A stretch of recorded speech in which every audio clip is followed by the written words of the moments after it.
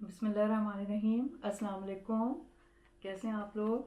Thank you so much कि आपको मेरे लेक्चर्स अच्छे लग रहे हैं और आप लोग मुझे कमेंट मैं आपके पढ़ती हूँ, बहुत खुशी होती है। Thank you so much. Please मेरा आप चैनल सब्सक्राइब कर लीजिए और इसको जो है वो फिर मुझे कमेंट्स भी आप ज़रूर लिखा करें कि आपको कैसा लग रहा है, आपको मदद मिल रही है इनसे या नहीं। ठीक है, तो मुझे कुछ एनकरेजमेंट होगी और मेरा दिल चाहेगा कि मैं आपके लिए ये लेक्चर्स फिर अपलोड करती रहूँ। ठीक है, तो आज जो हम टॉपिक हमारा, चूँकि हम लोग अभी रेस्पिरेटरी सिस्टम की डिजीज़ कर रहे हैं, तो आज बहुत इंपॉर्टेंट एक डिजीज़ है जिसको हम कहते हैं इंटरस्टिशियल लंग डिजीज़। तो उसको हम डिस्कस करने लगे हैं। देखें वो क्या है। Interstitial lung diseases they represent a large number of conditions that involve. कहाँ पे ये होती है ये डिजीज़, किस जगह पे? जैसे हमने किया था कि क्रॉनिक ऑब्स्ट्रक्टिव पल्मोनरी डिजीज़, वो तो ब्रोंकाई में हो रही थी ना, तो ये ब्रोंकाई में नहीं होती। ठीक है, एस्थमा भी ब्रोंकाई में हो रहा है, ये नहीं होती।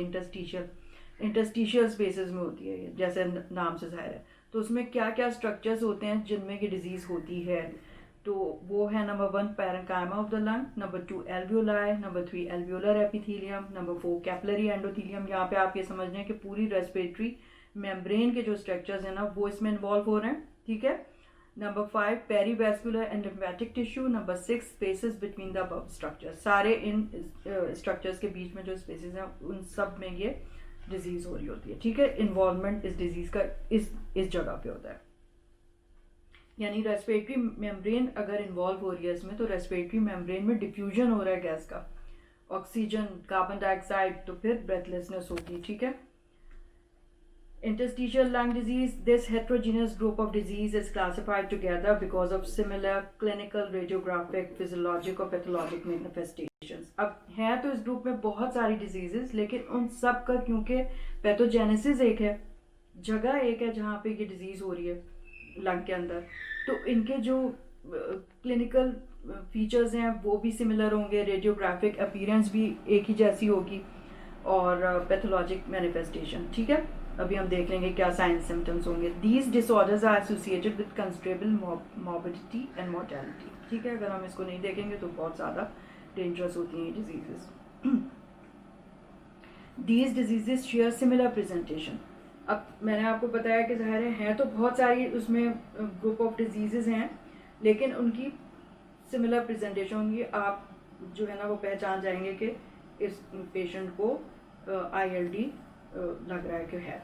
ठीक है, तो क्या होगा, पेशेंट हिस्ट्री देगा एक्सर्शनल डिस्निया ऑन हिस्ट्री, यानी कि थोड़ा काम करने के बाद उसको ज़रा सा भी एक्सर्शन होगी तो ब्रेथलेसनेस शुरू हो जाएगी। ठीक है, और ये ग्रेजुअल होती है ब्रेथलेसनेस, और बिल्कुल एक्यूट नहीं होती है, ग्रेजुअल होती है, क्रॉनिक होती है, यानी कि लंबी बहुत हिस्ट्री दे रहा होता है, 3 4 5 6 साल हो गए उसको इस तरह से एक्सर्शनल डिस्निया है। क्योंकि सिर्फ एक्सर्शन में होता है तो पेशेंट जो है ना उसको इग्नोर करते रहते हैं और डॉक्टर के पास नहीं आते। Number 2 late inspiratory crackles on physical examination.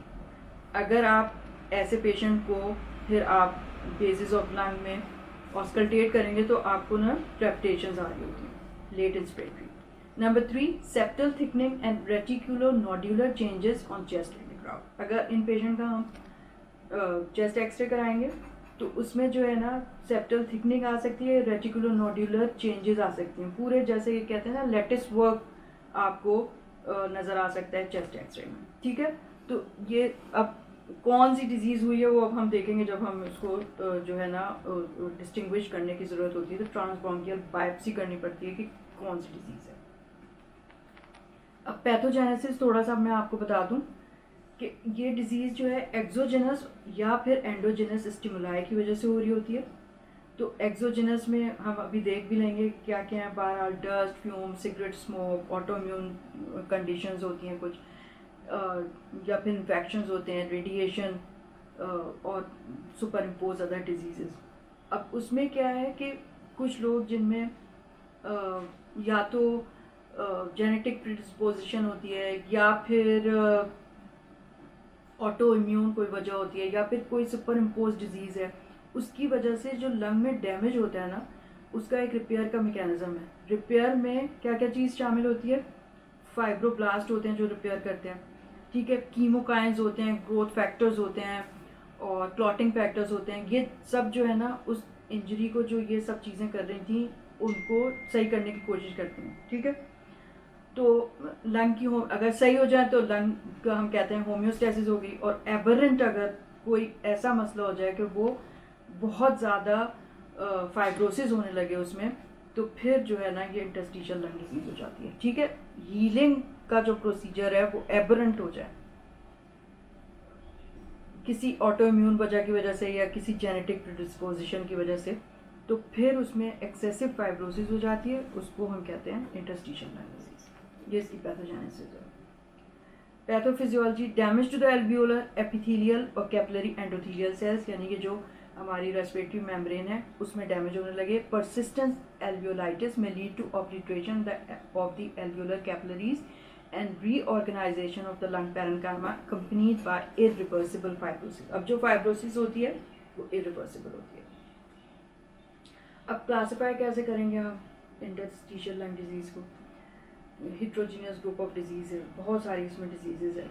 2 groups according to underlying parenchymal lung involvement either as the primary condition or as a significant part of multi organ process। या तो मतलब 2 ग्रुप में हम करते हैं कि या तो प्राइमरी कंडीशन होती है लंग में, या फिर कोई एक डिजीज होती है जिसकी वजह से लंग इन्वॉल्वमेंट हो जाती है, ठीक है, based on the underlying histopathology. अब हिस्टोपैथोलॉजी हमें क्या मिल रही है उस पर भी क्लासिफाई कर सकते हैं। तो एक है with predominant inflammation and fibrosis, और number 2 with predominant granulomatous reaction in the interstitial और वेस्कुलर स्पेसेस। कुछ में ग्रेन्युलोमेटस रिएक्शन होता है, कुछ में प्रीडोमिनेंट इन्फ्लेमेशन और फाइब्रोसिस होती है। Each of this group is further subdivided according to whether the cause is known और अननोन। अब ये पैटर्न हमें डिजीज में मिल सकते हैं ना कि ग्रेन्युलोमेटस इन्फ्लेमेशन हुई हुई है या इन्फ्लेमेशन प्रीडोमिनेंट विद फाइब्रोसिस हुआ हुआ है। अब ये दोनों हिस्टोलॉजी जो हमें मिल रही हैं वो हमें 2 तरह की डिजीज में हो सकती है, एक वो जिनमें कॉज अननोन है और एक वो जिसमें नोन है। तो अब पहले हम अननोन कॉज कर लेते हैं, यानी कि interstitial lung disease with unknown aetiology. उसमें पहला आ जाता है सार्कोइडोसिस, जो एक ग्रेन्युलोमेटस डिजीज है, मल्टी सिस्टम डिजीज है।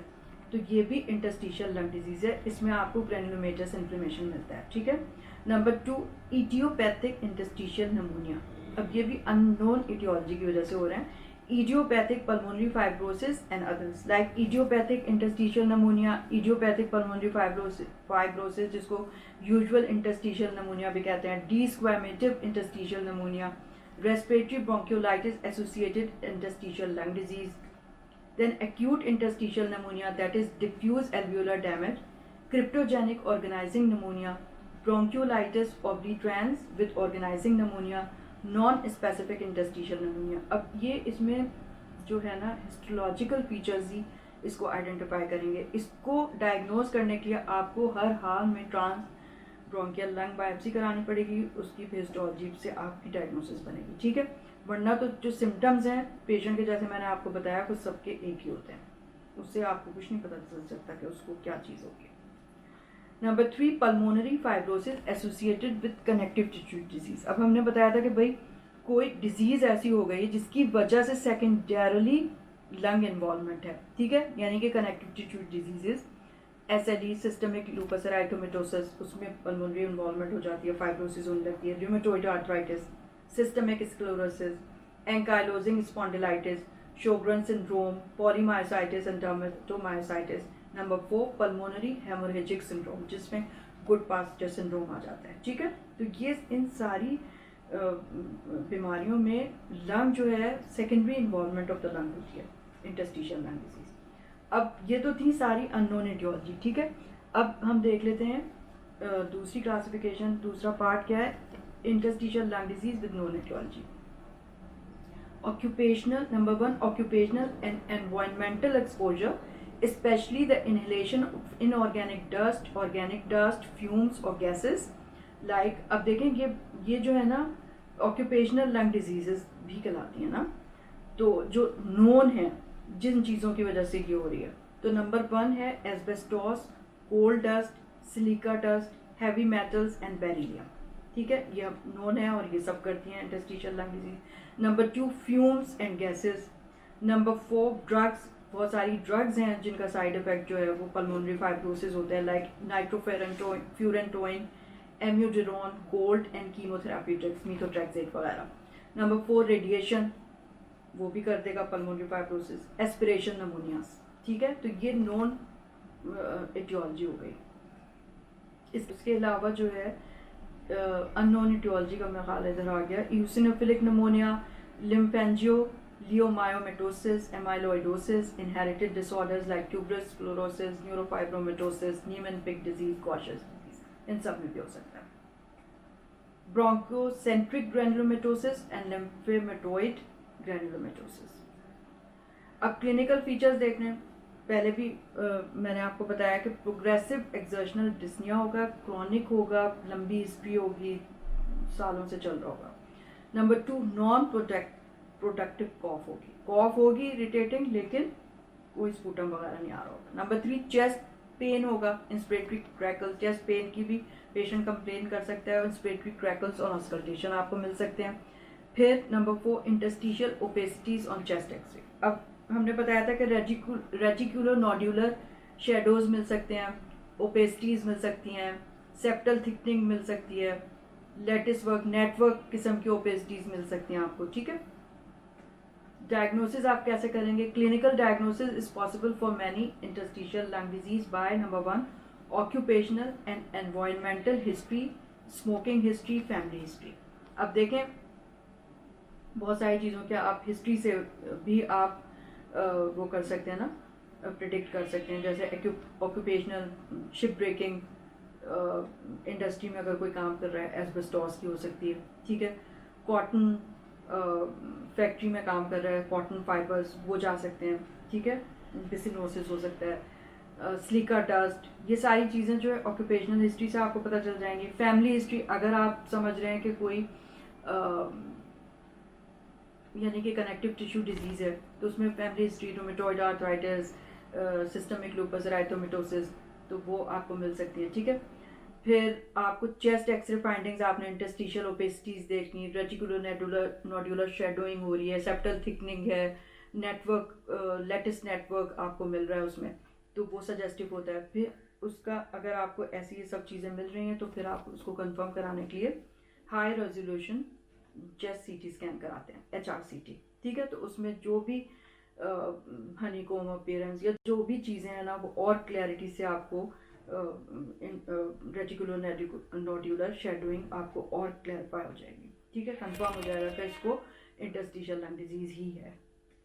अब tissue examination usually obtained by transthoracic lung biopsy is critical for diagnosis. अब मैंने बताया, देखें कितनी सारी इसमें डिजीजेज हैं, अब हमें थोड़ी पता चल सकता है, सबकी हिस्ट्री तो एक ही है, तो हमको क्या पता है कि भाई इसको क्या हो रहा है। बहुत सारी डिजीजेज जो हैं वो ट्रीटेबल हैं और बहुत सारी जो हैं वो मतलब उनका कोई स्पेसिफिक ट्रीटमेंट नहीं है। तो ट्रीटेबल को अनट्रीटेबल से डिस्टिंग्विश करने के लिए, ताकि आप उसको ट्रीटमेंट कर सकें, तो क्रिटिकल होता है कि आप उसकी बिल्कुल एक्यूरेट डायग्नोसिस करें।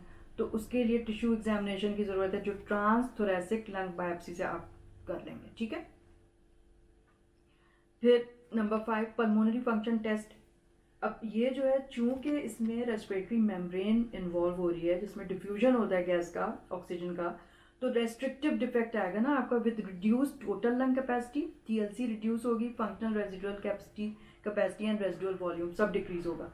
जबकि आप देखते हैं कि जो ऑब्स्ट्रक्टिव डिफेक्ट होता है, पल्मोनरी फंक्शन टेस्ट कराएं, जैसे हम COPD में, क्रॉनिक ब्रोंकाइटिस में, एजमा में, तो उसमें आपको ऑब्स्ट्रक्टिव मिलता है ना, उसमें जो है वो ये सारी TLC, फंक्शनल रेजिडुअल कैपेसिटी, ये थोड़ी कम हो रही होती है, उसमें रेजिडुअल वॉल्यूम ज़्यादा हो रहा होता है ना, क्योंकि पेशेंट जो है वो एक्सेल ही नहीं कर पा रहा, जो है उसकी सिक्रीशंस फंसी हुई हैं।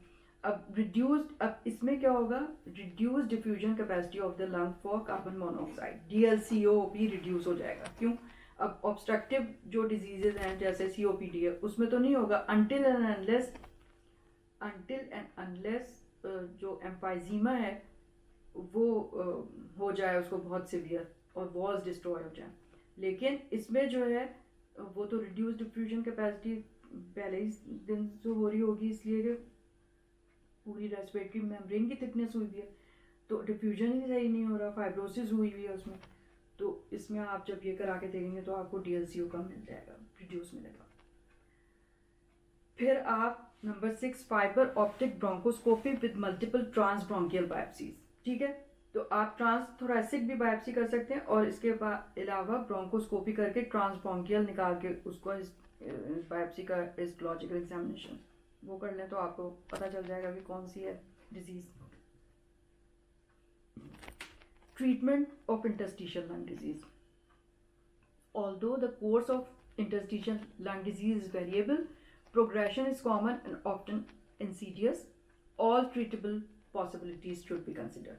जो भी treatable condition है इसमें से अलग अलग जो भी बनती है उसका ट्रीटमेंट आपको करना है। ठीक है, तो बायोप्सी कराने का मकसद भी है कि जो ट्रीटेबल कंडीशन है और उसकी प्रोग्नोसिस वो आप पेशेंट को सही काउंसिल कर सकें, उसको ट्रीट कर सकें, अगर ट्रीटेबल नहीं है तो बता सकें, जो भी उसकी पैलिएटिव है वो कर सकें। ठीक है, since therapy does not reverse fibrosis, the major goals of treatment are permanent removal of offending agent when known, and early identification and aggressive suppression of acute and chronic inflammatory process, thereby reducing further lung damage. ठीक है, तो हम बहुत सारी चीज़ें जो हैं जो नोन है, एस्बेस्टोस हो गया, स्लीका डस्ट हो गई, कॉटन और इस तरह के फ्यूम्स हो गए, बेरिलियम हो गया, तो ये सारी चीज़ें अगर आपको मिल रही हैं हिस्ट्री में, ऐसा ऑक्यूपेशन है, तो उसको आप पेशेंट को बताइए कि भाई ऑफेंडिंग एजेंट का एक्सपोजर ख़त्म होना है। ठीक है, फिर आपने क्योंकि क्रॉनिक इन्फ्लेमेशन हो रही है उसमें, तो आप उसको सप्रेस करेंगे एंटी इन्फ्लेमेटरी ड्रग से, ज़्यादा कॉर्टिकोस्टेरॉइड और जो भी जिस स्पेसिफिक डिजीज़ में दे रहे होते हैं, हर एक में नहीं, यानी ग्लूकोकॉर्टिकॉइड्स या एजाथियोप्रिन या जैसे भी आप सप्रेशन करेंगे उसका, that will be different according to the aetiology. Drug therapy, prednisolone 0.5 milligram per kilogram combined with azathioprine 2 milligram per kilogram for highly symptomatic patients who have rapidly progressive disease with ground glass appearance on chest CT scan or FVC fall more than 15% of gas transfer impairment, यानी DLCO भी जिसका कम होना, तो उसको फिर आप ये high dose drug therapy prednisolone और एजाथियोप्रिन दे रहे होते हैं। ठीक है, further treatment options, many cases of interstitial lung disease are chronic and irreversible despite the therapy, and lung transplantation may then be considered. तो एक ऑप्शन फिर यही रह जाता है कि लंग ट्रांसप्लांटेशन, क्योंकि वो इरिवर्सिबल होती है बहुत सारे में। ठीक है, all right, okay, thank you so much, खुदा हाफिज़।